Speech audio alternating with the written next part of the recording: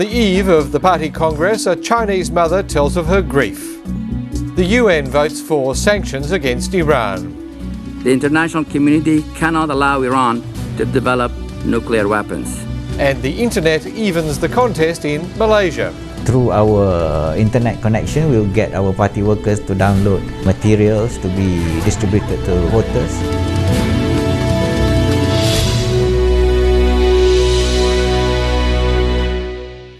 Good evening and welcome to NewsHour. I'm Jim Middleton. A third round of sanctions in just over 2 years. For Malaysia's general elections is into its second and final week. Until now, the mainstream media have offered lopsided support to the ruling political party.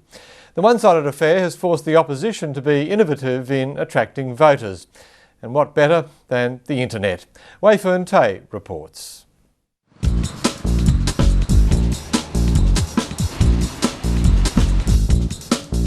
Election fever has taken on many forms in Malaysia.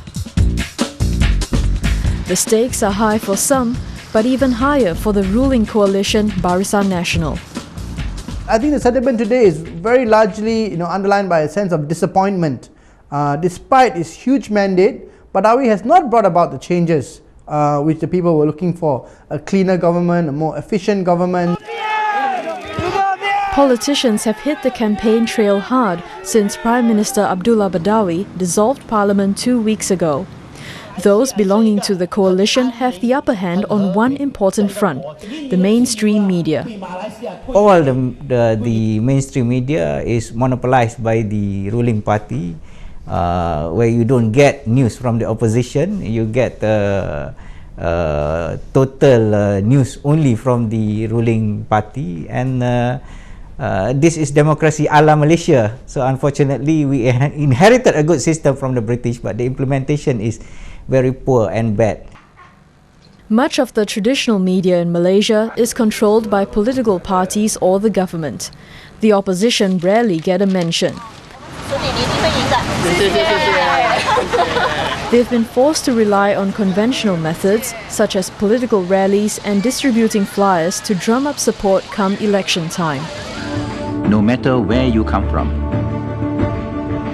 So the internet has proven to be a much-needed lifeline.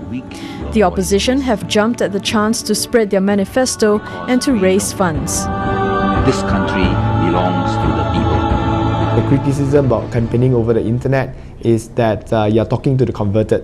People who view the internet already are converted to your views, so there's no point trying to campaign to them.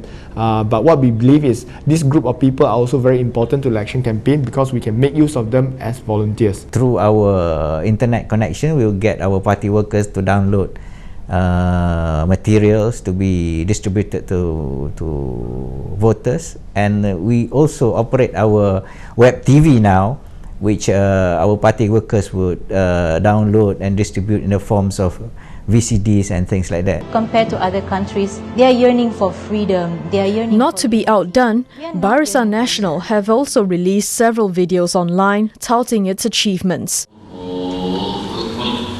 Much of its core support comes from rural Malays, just like one of its rivals, the Islamic opposition party PAS. But internet penetration in those states is very low. It's only widespread in the capital Kuala Lumpur and a few other cities. For the rest of the country, the influence is likely to be minimal, marginal and minimal. But for Klang Valley, for Penang, for places like Ipoh, it may be sufficient. I mean, the influence may just be 1-2%, but 1-2% may be your winning margin. So who are these politicians trying to appeal to? Unlike the US, where the youth vote is playing an important role in this year's presidential elections, the young in Malaysia are politically disconnected. In fact, a third of eligible voters aren't registered. Most of them are aged between 21 and 35, and mainly in the urban areas, including Kuala Lumpur. Young people are sort of detached from the political situation. I think most of the young are more occupied in the rat race, and I think they have left politics to the politicians. But the World Wide Web's influence has worried the government, because virtual events can have real implications. One of the most recent ones is the ongoing Royal Commission into the judiciary's independence. A video recording of a lawyer allegedly brokering the appointment of judges was released online and spread like wildfire. Malaysia GE actually carried it in one of its early stories in the year 2000, but it's only because of the video and the video being available on the internet, and the video was watched more than 150,000 times on Malaysia GE and on YouTube. The issue refused to go away, and finally the government, after nearly 60 days of the issue being in the media, if in the public, the government called for a royal commission. The government has made repeated threats over the past 2 years to rein in political discussion online. While nothing has eventuated from its side, staff at Malaysia GE have no time for complacency. After all, 2 bloggers, including opposition candidate Jeff Uy, are currently being sued by a government-linked newspaper for defamation. It's in the law. It's in the Communication Multimedia Act that there shall be no censorship of internet.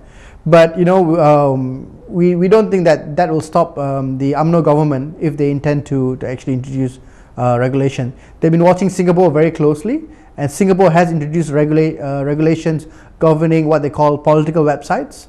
And I don't put it beyond the Malaysian government. For tonight, for program information, you can visit our website at australianetwork.com/newshour.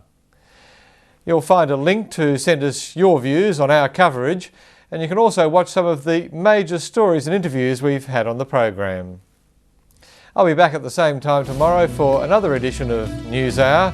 I'm Jim Middleton. Thanks for watching. Bye for now.